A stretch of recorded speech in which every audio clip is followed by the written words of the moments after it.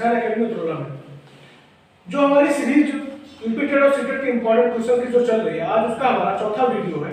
और आज की वीडियो में भी हम यूपीटेट और सीटेट के एग्जाम्स में आने वाले कुछ महत्वपूर्ण जो क्वेश्चन हमारे हैं उनके बारे में जानेंगे। तो ये वीडियो काफी इंपॉर्टेंट है, आप इसको लास्ट तक जरूर देखिएगा। तो ये देखते हैं सबसे पहला क्वेश्चन क्या है हमारा। सबसे पहला क्वेश्चन हमारा है, ईश्वर तुम्हें सफलता प्रदान करे। यह वाक्य कौन सा वाक्य है, क्या है, इस वाक्य में क्या है? यानी कि एक वाक्य है, ईश्वर तुम्हें सफलता प्रदान करे, यह कौन सा वाक्य है हमें बताना है। हमारे ऑप्शंस क्या क्या हैं? हमारा पहला ऑप्शन है इच्छावाचक, दूसरा ऑप्शन है संकेतवाचक, तीसरा ऑप्शन है विधानवाचक, चौथा ऑप्शन है विस्मयवाचक। तो इस वाक्य को हम पढ़ें तो हमें इससे क्या समझ में आ रहा है? इस वाक्य में दिया गया ईश्वर तुम्हें सफलता प्रदान करे, क्या हो रहा है? हम किसी को आशीर्वाद दे रहे हैं। तो आशीर्वाद देने का मतलब क्या है? हमारी इच्छा है कि तुम जिंदगी में सफल हो, ईश्वर या भगवान तुम्हें सफलता प्रदान करे, तुम्हें सफलता दे। तो इसका मतलब क्या है? हमारी ये इच्छा है। तो ऑप्शन में हमारा सबसे पहला ऑप्शन हमारा है इच्छावाचक। तो जब हमारी ये इच्छा है तो जाहिर सी बात है जो सबसे पहला ऑप्शन इच्छावाचक है यही हमारा राइट आंसर होगा। हमारा जो राइट आंसर होगा वो सबसे पहला ऑप्शन इच्छावाचक, यही हमारा राइट आंसर होगा। बाकी के आंसर हमारे गलत होंगे। हमारा दूसरा क्वेश्चन है, चाहो तो इस कलम से पूरी कहानी लिख दो। एक वाक्य है, इस वाक्य में हमें कलम किस कारक का है उसको बताना है। एक वाक्य है क्या, चाहो तो इस कलम से पूरी कहानी लिख दो। तो हमें क्या बताना है? इस वाक्य में हमें कलम किस कारक में है ये बताना है। तो हमें देखना पड़ेगा कलम का किससे संबंध हो रहा है, किससे वो रिलेट कर रहा है। तो कलम से यहाँ पे कलम है, तो कलम क्या हो रहा है? कलम रिलेट कर रहा है से। कलम से पूरी कहानी लिख लो। तो इसके लिए क्या होगा? अगर कलम से हो रहा है तो हम जानते हैं से जो आएगा, से वर्ड से अगर कोई रिलेट कर रहा है तो उसका सीधा सीधा मतलब हम जानते हैं कारक में, वो हमारा करण कारक में आएगा। हमारे ऑप्शंस हैं करण कारक, करण कारक, अपादान कारक, संप्रदान कारक। तो हमने जैसे कि भी बताया अगर कोई भी शब्द से शब्द से रिलेट कर रहा है तो हमारा वो सीधा सीधा क्या हो जाएगा? करण कारक हो जाएगा। यानी कि ऑप्शन नंबर 2 जो हमारा है ये हमारा राइट आंसर होगा, करण कारक।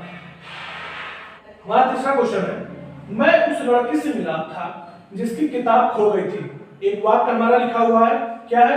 मैं उस लड़की से मिला था जिसकी किताब खो गई थी। हमें बताना है कि ये कौन सा वाक्य है। तो हमारे ऑप्शंस हैं सरल वाक्य, कृतवाच्य, संयुक्त वाक्य और मिश्र वाक्य। तो हम क्वेश्चन पहले वाक्य में देखेंगे क्या है। वाक्य में कहना है मैं उस लड़की से मिला था जिसकी किताब खो गई थी। यानी कि यहाँ पे दो काम एक साथ में हो रहा है। एक कोई शख्स है वो किसी लड़की से मिल रहा है और उस लड़की का किताब जो है वो पास्ट में कभी खो गई थी। इसमें दो वाक्य एक साथ में मिल रहे हैं। क्या हो रहा है? कोई एक शख्स है जो किसी लड़की से मिल रहा है जिसकी किताब पास्ट में कभी खो गई थी। तो यहाँ पे जिसकी आ रहा है, जिसकी आ रहा है, इसका मतलब क्या है? ये जो है मिश्र वाक्य है, क्योंकि इसमें दो काम अलग अलग होकर के एक साथ में एक वाक्य एक शब्द के द्वारा मिल रहे हैं, इसलिए हम क्या कहेंगे? इसको हम मिश्र वाक्य कहेंगे। हमारा जो राइट आंसर होगा वो होगा ऑप्शन नंबर 4 मिश्र वाक्य।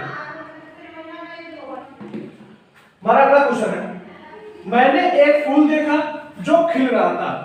एक वाक्य है, क्या है?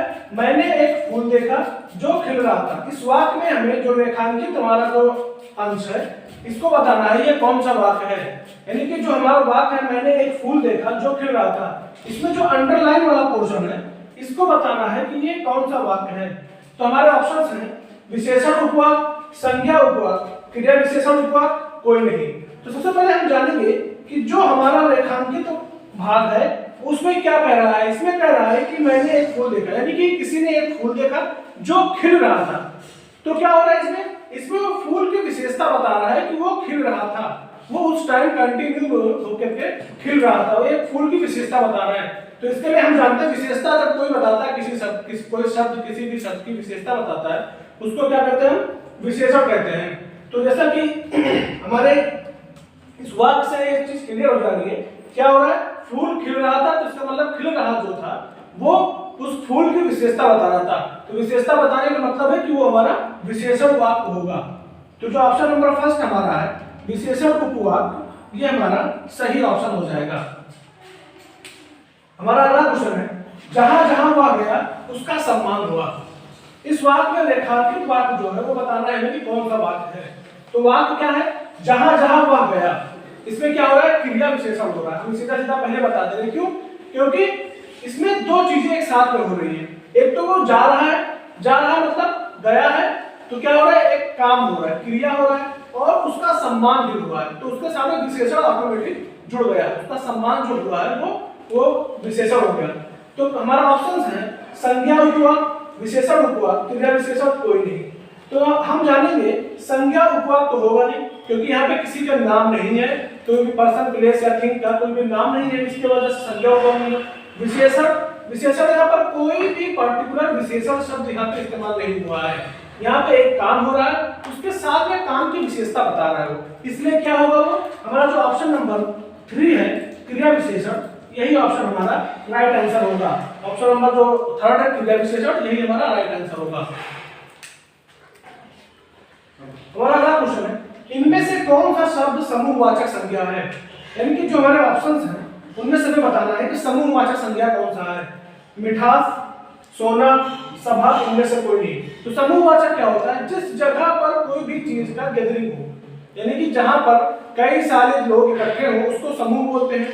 तो इसलिए हमारा मिठास तो होगा नहीं, सोना भी नहीं होगा। तो हमारा जो 3rd ऑप्शन है सभा, सभा क्या होता है, कोई एक गैदरिंग होती है, कोई पार्टी होता है, कोई भी चीज की जो जहां पे लोग इकट्ठा होते हैं उसको बोलते हैं सभा। तो क्या होगा, 3rd ऑप्शन जो हमारा है वही ऑप्शन हमारा राइट आंसर होगा, सभा हमारा राइट आंसर होगा। हमारा अगला क्वेश्चन है, इनमें से कौन सी जातवाचक संज्ञा से भाववाचक संज्ञा बनाया गया है। हमें बताना है कि कौन सा शब्द हमारे ऑप्शन में से है जो पहले जातवाचक था उसको भाववाचक संज्ञा बनाया गया है। तो हमारे ऑप्शन है अपनापन, बुढ़ापा, सजावट, कठोरता। तो क्या होगा, हम सबसे पहले ऑप्शंस के बारे में जानेंगे। ऑप्शन में सबसे पहला हमारा है अपनापन। अपनापन क्या होता है, ये भाववाचक ही है। क्यों, क्योंकि इसमें कोई बदलाव नहीं है। अपनापन होता है किसी के लिए, हमें अपनेपन की जो फीलिंग आती है उसको कहते हैं अपनापन। तो इसमें क्या है, कोई बदलाव नहीं हो रहा है।